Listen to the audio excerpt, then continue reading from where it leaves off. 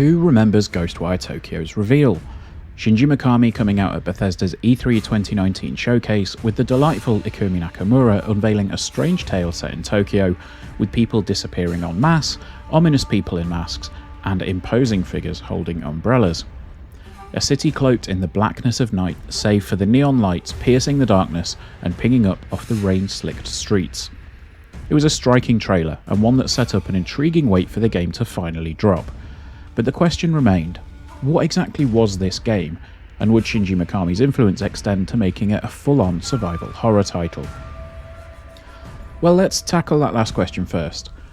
Ghostwire Tokyo is absolutely not a survival horror game. In fact, the parallels are there to something like Control, a fully blown paranormal smorgasbord of questions, action and graphical grunt. Ghostwire Tokyo reveals itself as an action game, with some deeply disturbing moments. The game takes you through the story of Akito, a man involved in a traffic accident. He's seemingly close to death when he's joined by the soul of a deceased police officer called KK. Springing back to life, Akito finds himself with a new ability, to fling green gusts of wind-based ethereal energy out of his fingers. Immediately after he's awoken, Akito suddenly finds himself as the only human left in Tokyo, surrounded by piles of crumpled clothing, with everyone else disappearing into thin air, leaving only their souls floating behind. It's here that you let loose in Tokyo, with your only barriers to exploration being the thick, supernatural fog that's permeated every inch of downtown, harming you if you venture too far into it. Heading to corrupted torii gates around the city removes the layers of fog, and at that stage the fear is there that this is another Ubisoft-style collectathon. Thankfully, this is somewhat unfounded. While the map does look a little bit like Icon Soup after uncovering certain things, the map is definitely tighter than it looks, making the game feel like a smaller undertaking than it potentially would be. Cats and dogs still roam the streets, allowing for some friendly faces, and the random shops in the world are run by yokai cats that float in midair, adding to the slightly comedic aspect of the game as well. The obvious thing to state at this stage is that Ghostwire Tokyo looks astonishing. As always, we'll have a performance video coming shortly, but the desolate streets of Tokyo feel incredible thanks to the level of detail that's been poured into the game. Whether you're stood on the Shibuya Scramble crossing and looking up at the screens, or running from the faceless entities that have invaded the world down some back streets, the level of immersion is incredible. This is helped by the addition of ray-traced reflections in the game's quality modes.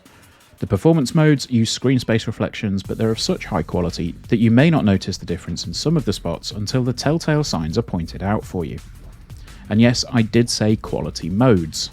The game not only has a standard 4K 30 quality mode, but it also has two additional ones, unlocking the frame rates and either implementing VSync or leaving it completely unlocked. For posterity, most of my time was spent with the VSynced HFR quality mode, for reasons that I'll talk about in the performance video. The gorgeous world is then filled with unsettling enemies. Faceless Slenderman type figures in black suits, headless schoolchildren and floating ghosts all morph into existence throughout the streets, along with random corrupted areas.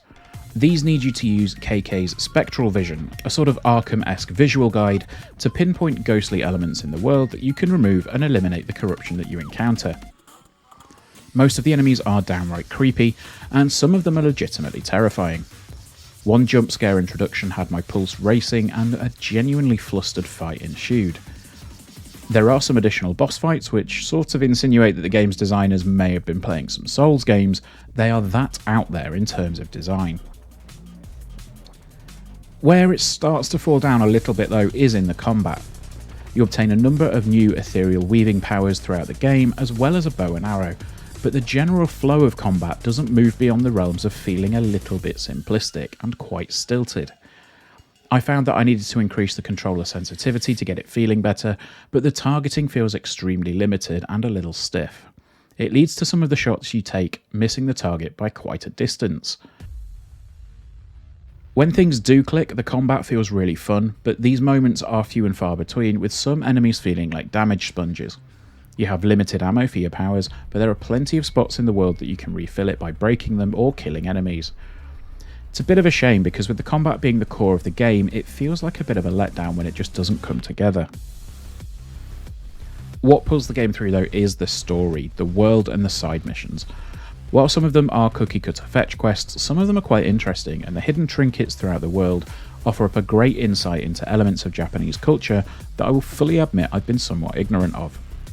The more you dig, the more you find, and it's a great environment to work through. One of the other core elements of the gameplay loop is to find spirits throughout the world, absorbing them in katashiros and transferring them by a series of payphones around the world. These will allow you to level up, and there are a lot of them. Seriously, if you're after the Platinum Trophy, this is going to be a hell of a grind. Finally, the story in Ghostwire Tokyo is definitely one that falls into the intriguing category. A mystery that involves the big bad of the man in the Hanya mask, some conspiracy in the mix, and a sprinkling of family drama. You've got your narrative wrapped up quite nicely. In a nice touch, the default option for dialogue is Japanese with English subtitles. This made for a more natural feeling environment, although I did end up switching to English VO around halfway through. I don't want to spoil anything, but I will say that the game was a little bit shorter than I anticipated. I managed to wrap up the whole story and a few side quests in just around 12 hours, with the point of no return arriving a little bit abruptly, which I was taken aback by. Given the initial panic that this was going to be a sprawling open world with millions of collectibles, it was quite refreshing. And let's face it, we get through a lot of games here, and it's nice to see an ambitious big studio game going for a more manageable length. It's a nice, tight narrative that pulls you along with enough intrigue to get you hooked and see it through. A fun, supernatural romp in a wonderfully recreated depiction of one of the most recognisable cities on the planet, Ghostwire Tokyo is let down somewhat by combat that feels simplistic in places and borderline clunky at its worst. The location, unsettling atmosphere, and the story are by far the stars here, with a really fun plotline that will do more than enough to convince most people to see it through. A true example of next-gen visual flair, Ghostwire Tokyo is a curiosity that will allow you to pet rather than kill the cat. Thank you for joining us, guys. If you've enjoyed this review, please do drop us a like, leave us a comment, get subscribed to the channel as well, because we're going to have plenty more content coming very soon. Take care. We'll see you soon. Bye-bye.